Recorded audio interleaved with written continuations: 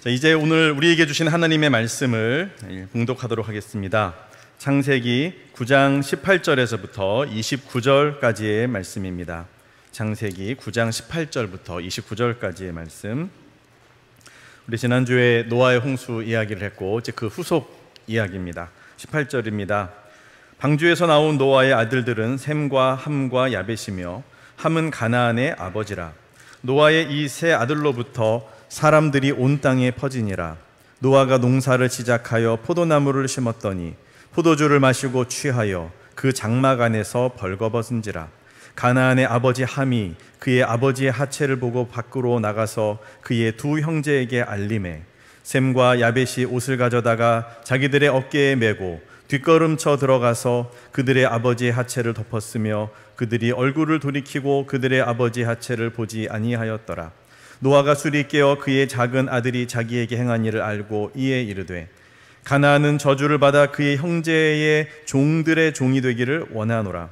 또 이르되 셈의 하나님 여호와를 찬송하리로다. 가나안은 셈의 종이 되고 하나님이 야벳을 창대하게 하사 셈의 장막에 거하게 하시고 가나안은 그의 종이 되게 하시기를 원하노라 하였더라.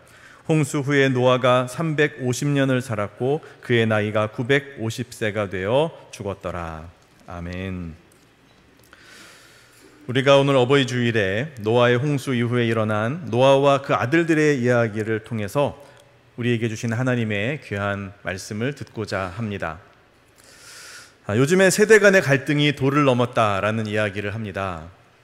윗세대는 아랫세대가 도무지 버릇이 없다라고 입을 모으고 아랫세대들은 윗세대 분들이 고집불통이라고 너무 답답하다고 말합니다. 이 교회 안에서도 이 질서에 해당하는 이 거버넌스의 문제 때문에 이 젊은 세대의 성도들이 조용히 교회 안에서 사라지는 경우들을 종종 보게 됩니다. 이런 세대 간의 갈등 무엇 때문이겠습니까? 서로 소통이 안 되는 겁니다. 이해가 안 되고 답답하니까 오해가 쌓이다가 관계가 안 좋아지는 것이죠. 이와 같은 문제는 노아의 가족 안에서도 발견됩니다. 노아, 정말로 당대의 의인이라고 했던, 완벽해 보이기만 했던 그 인물, 그런데 그의 가정은 그리 완벽하지 못했다는 거죠. 노아는 하나님의 지시에 따라서 엄청난 크기의 방주를 만들었습니다. 아들들과 함께 이 일에 매진했고, 그리고 마침내 가족들과 동물들을 대홍수에서 구하는 위대한 사명을 완수하게 되지 않습니까? 온 세상을 뒤덮었던 대홍수는 드디어 끝났고 땅이 완전히 마른 다음에 노아와 가족들 그리고 동물들은 방주 바깥으로 나갈 수 있었습니다. 노아가 제일 먼저 했던 일은 하나님 앞에 감사의 예배를 드리는 것이었죠. 자, 그리고 나서 노아가 무엇을 해야 됩니까? 이제는 일을 해야 됩니다. 아무것도 남아있는 게 없잖아요. 다 무너지고 이제 처음부터, 기초부터, 그래서 땅을 일구고 농사를 시작합니다. 포도나무를 심어서 포도를 수확합니다. 그런데요, 노아가 그 포도를 빚어서 포도주를 만들고는 이 포도주를 과음을 하게 됩니다. 인사불성이 될 정도로. 왜 그랬을까요? 과음을 하고 그리고는 자기도 모르는 사이에 벌거벗은 채 장막 안에 누워 있다가 둘째 아들 함에게 발견되고 맙니다. 하체를 드러낸 아버지를 본 함, 이 둘째 아들은 아무런 조치를 취하지 않고 밖으로 나가서는 자기 형제들에게 이 아버지의 실수한 사실을 이야기하는 것입니다. 자, 그러자 형 셈이 어떻게 조치를 합니까? 막내 야벳과 함께 옷을 가져다가 어깨에 메고는 자기의 아버지의 부끄러운 모습을 보지 않으려고 뒷걸음질로 들어가서 아버지를 덮어드리고 나옵니다. 아버지가 노아가 술이 깨고 난 다음에 이 모든 사실을 알고는 어떤 감정이었을까요? 배신감, 수치심, 이런 감정들이 들지 않았을까요?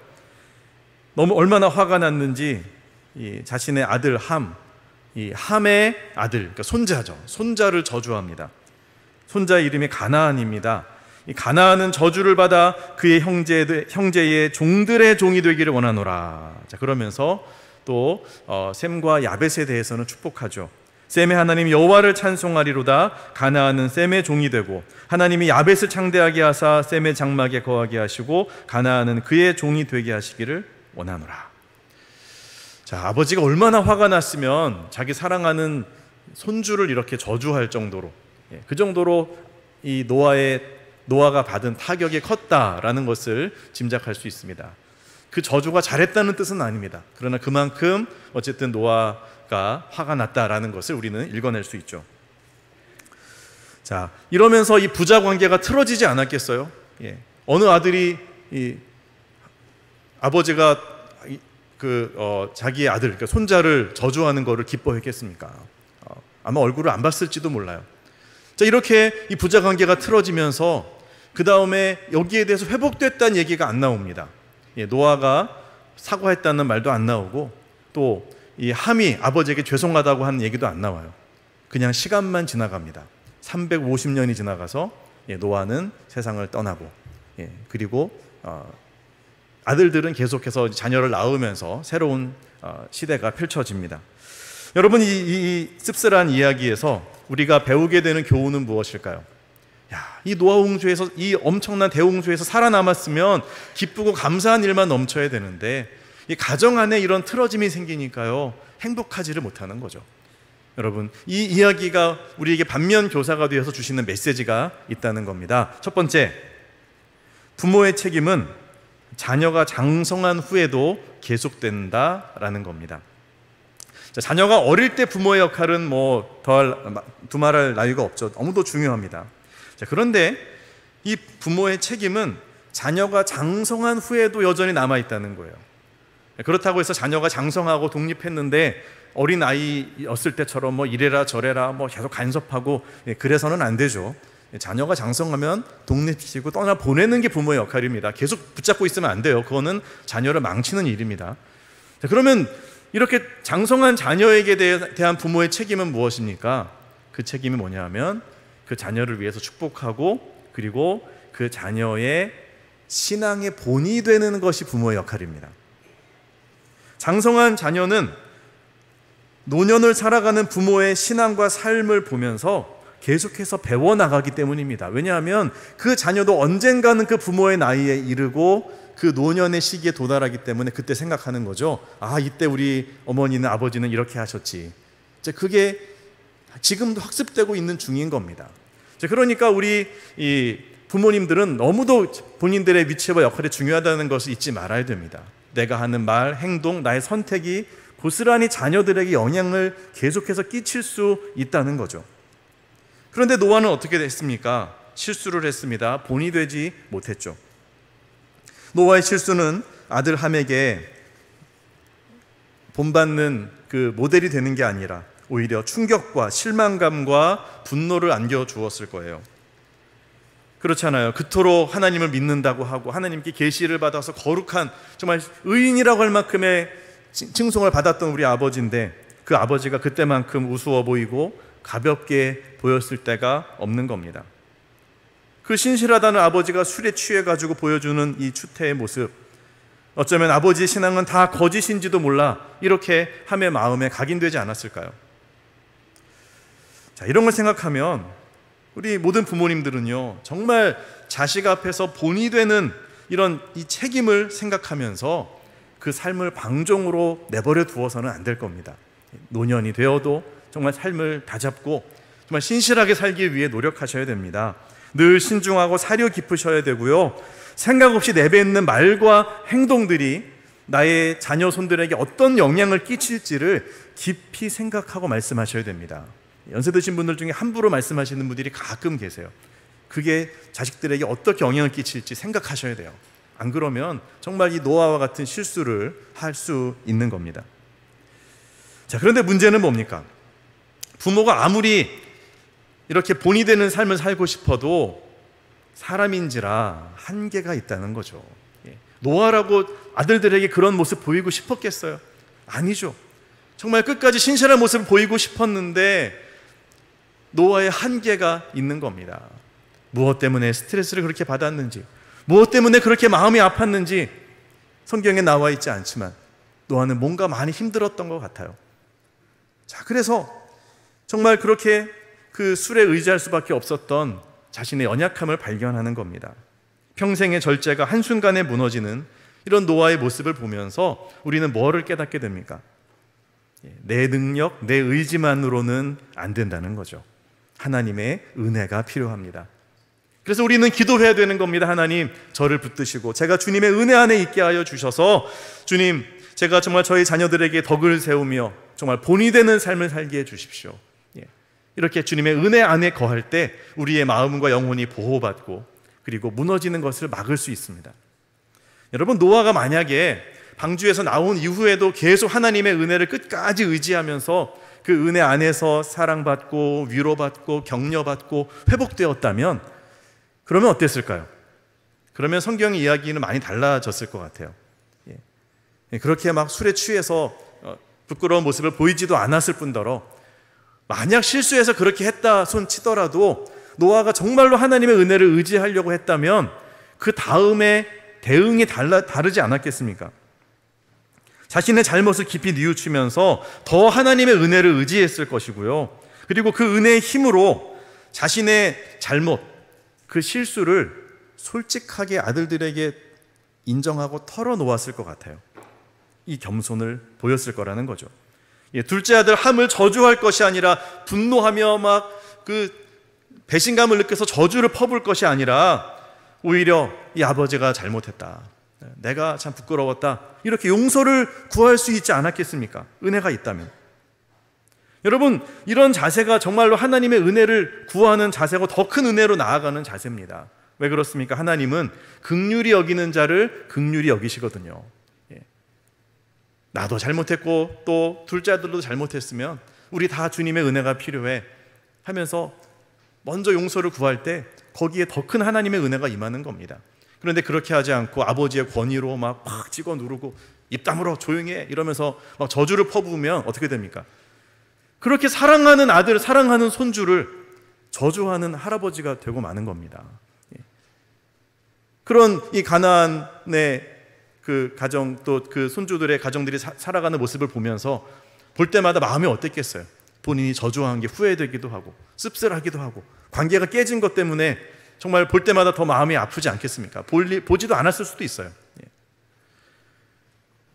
여러분, 부모가 자녀 앞에서 자신의 연약함과 실수를 인정하는 것, 사실 이것이 쉬운 일은 아닐 것입니다. 내가 어릴 때부터 기저귀를 갈면서 키운 그 자녀한테 내가 진짜 미안하다, 이 말이 안 떨어지는 거죠. 그걸 못하시는 분들 너무 많아요. 그래서 애둘러서 그냥 그래 하고 넘어가고. 여러분, 그래서는 안 되는 겁니다. 정말 내 마음에 주님의 은혜가 있고 진정으로 가족관계의 회복을 원한다면 그 용서를 구하는 이것을 감행할 용기를 내셔야 되는 겁니다. 이것을 통해서 부모는요, 진정한 인격과 신앙의 성숙이 무엇인지를 자녀들에게 가르쳐주고 보여줄 수 있는 겁니다. 진정한 성숙은 어떤 모습입니까? 완벽하기만 한 어떤 완벽주의적인 모습이 아니라 하나님 앞에서 자신의 실수와 부족함을 인정하면서 은혜를 구하는 겸손의 모습이 진정한 인격의 성숙의 모습 아니겠습니까? 노아가 그렇게 할 수 있었다면 그 과정 속에서 아들들에게 자신의 속마음도 좀 털어놓을 수 있었을 것 같아요. 이제껏은 아버지의 권위로 다 가리고 감추고 그렇게 완벽한 아버지로만 보이려고 했다면 이제는 그래, 사실은 내가 이런 마음의 고민들이 있었어. 우리 가정을 앞두고 우리 가정을 위해서 정말 이 고뇌를 하면서 내가 밤잠을 못 자고 힘들었단다, 이런 이야기들, 정말 이 가장으로서 아버지로서 외로움과 남모를 부담과 짐이 얼마나 무거웠는지를 한 번 정도는 아들들에게 내비칠 수 있지 않았을까요? 그러니 이 부족한 아버지를 위해 기도해다오 은혜를 구하는 태도 말입니다. 그리고요, 둘째 아들 함과 대할 때는 그 함의 시각에서 이 사건을 한번 생각하면서 사과하고, 그리고 셈과 야벳에게는 아비의 허물을 덮어준 것에 대한 고마움을 표현하면서 축복하며 기도했다면, 그러면 완전히 다른 모습이 되었을 것 같아요. 이 가정은 정말 비온 뒤에 땅이 굳어진다고, 정말로 자신의 이 실수와 연약함을 인정하는, 그리고 실수를 통해서 배우며 더 성장하는 진정한 사랑의 공동체가 될 수 있었을 겁니다. 그런데 애석하게도 그러지를 못했죠. 자, 이렇게 깊이 있는 대화를 참 하면 좋은데 이게 하기 어려운 상황들도 있습니다. 자녀가 너무 어리다든지 또는 여러 가지 상황 때문에. 자, 그럴 때는 또 다른 대안들을 찾을 수도 있겠습니다. 자, 하나님의 은혜를 구하며 또 믿음을 지키는 그 신앙의 관점에서의 일기를 써 내려가는 것도 저는 아주 좋은 대안이 될 수 있을 것 같아요. 얼마 전에 제가 그 책을 한 권 선물 받았습니다. 신간으로 나온 책인데 선율이라는 출판사에서 나왔는데요. 제목이 이렇습니다. 엄마의 일기가 하늘에 닿으면. 자, 이 저자의 엄마의 일기에 대한 책이에요. 이 어머니가 평생 살아가면서 하나님께 은혜를 구하며 기도하며 정말 신앙생활을 했던 여기에 대한 일기를 매일 쓰셨어요. 자, 그런데 이 일기를 아들에게 보여주진 않았었습니다. 그러다가 어머니가 연로해지시면서 치매가 왔어요. 중증 치매가 오면서 더 이상 이제 집에서 케어가 안 돼서 그래서 요양병원으로 가시게 되었고, 그리고서 이제 아들이 이 어머니의 짐을 정리하고 장롱을 정리를 하다가 거기서 어머니 일기장을 발견한 겁니다. 그러면서 생각이 떠오른 거예요. 아, 어머니가 가끔 나한테 집에 올 때 저기 노트 좀 안 쓰는 노트 좀 가져와라 그랬는데 내가 허투루 듣고 한 번도 가져다 드린 적이 없었는데, 아, 일기를 쓰려고 그러셨구나. 뒤늦은 후회를 하게 되었죠. 그 일기장들은 막 이런 노트 저런 노트 또 이런 종이들 막 이런 데다가 막 이렇게 써가지고 모아놓은, 그걸 송곳으로 뚫어서 막 실로 꿰서 만들어 놓은 그런 일기장이었는데요. 그 일기장을 보면서 이 아들이 하염없이 눈물을 흘리기 시작합니다.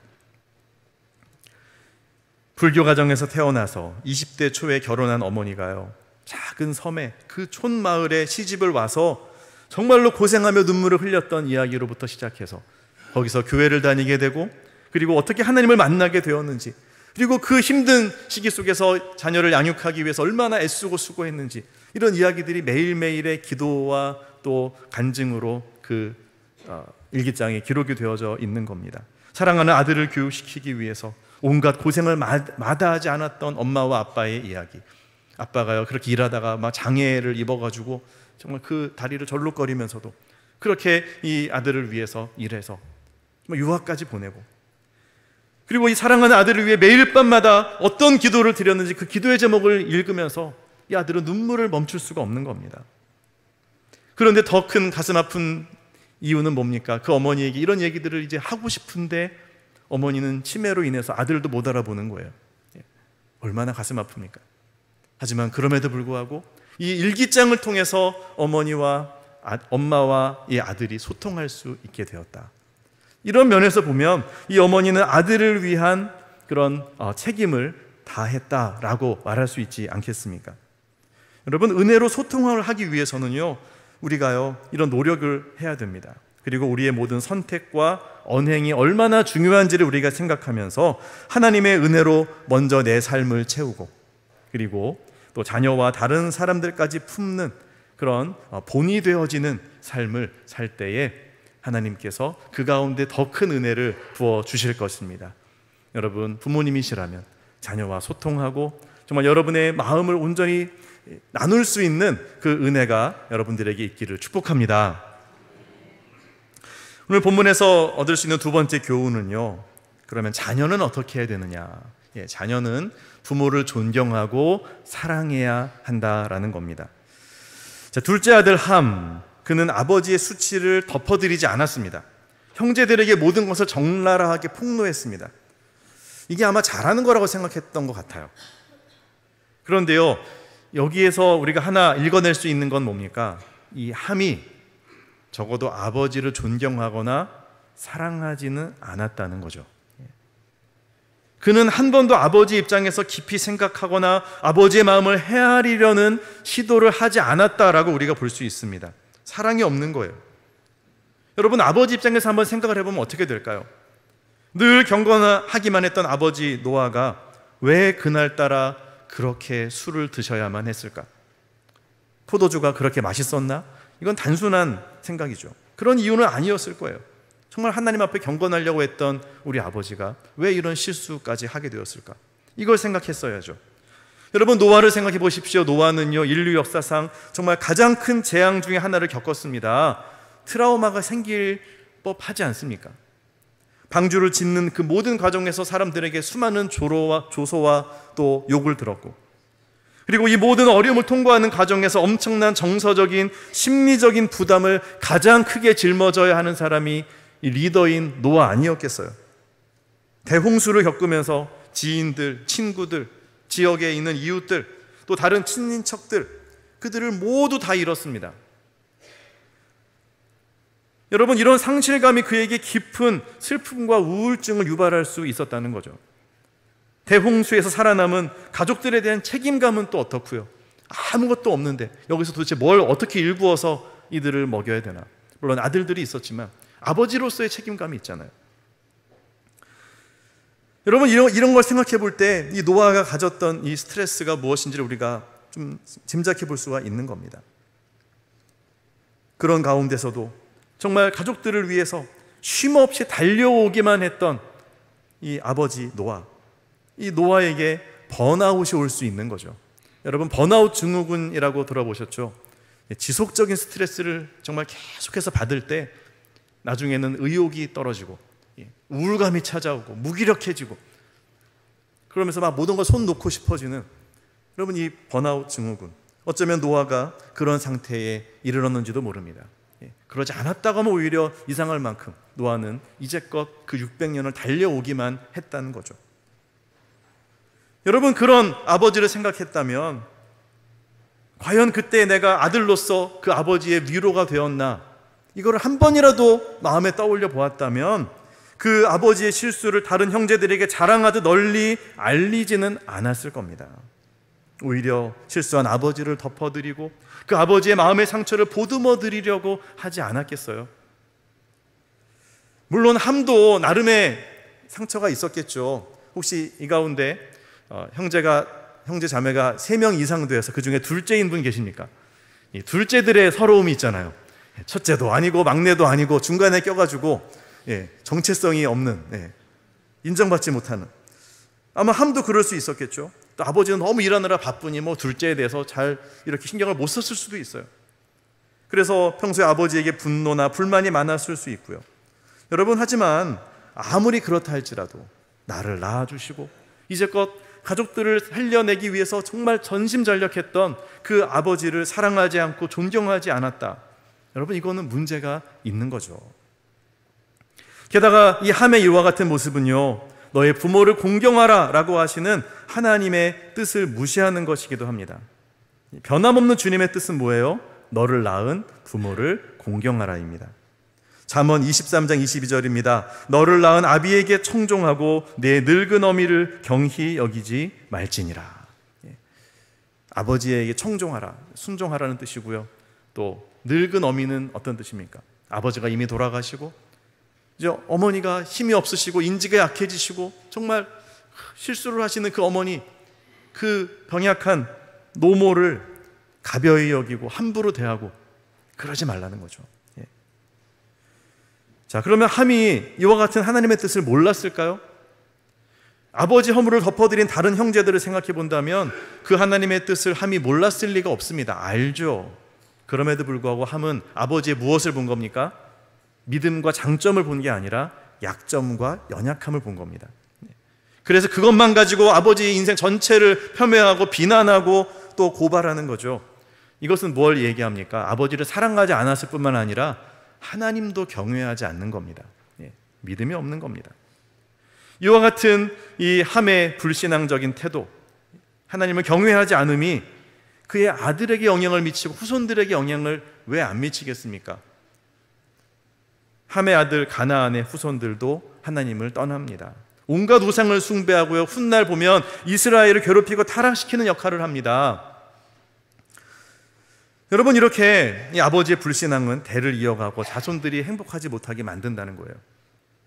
하지만 이와는 반대로요, 정말 하나님을 경외한다면, 그래서 부모님을 공경하면서 순종한다면 여기에는 하나님의 어마어마한 축복이 약속되어져 있습니다. 그것이 출애굽기 20장 12절 말씀이죠. 내 부모를 공경하라. 그리하면 내 하나님 여호와가 내게 준 땅에서 내 생명이 길리라. 아멘. 10계명 중에서요, 처음에 4계명은 하나님을 향한 계명이고 뒤에 6개는요 사람들을 향한 계명인데, 사람을 향한 계명 중에 첫 번째가 뭡니까? 내 부모를 공경하라입니다. 그리고 약속이 있는 첫 계명입니다.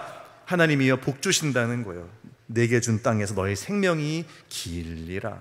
장수의 복, 또 축복의 복을 하나님이 약속해 주시는 겁니다. 여러분, 어떤 부모를 공경하라고 말씀하세요?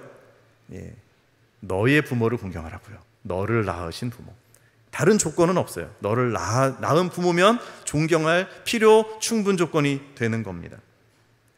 하나님은 너의 부모를 공경하라고 하셨지 건강한 부모만 공경하라고 하지 않았습니다. 사랑 많은 부모만 공경하라고 하지 않았습니다. 배려 깊은 부모만 모시라고 하신 적 없습니다.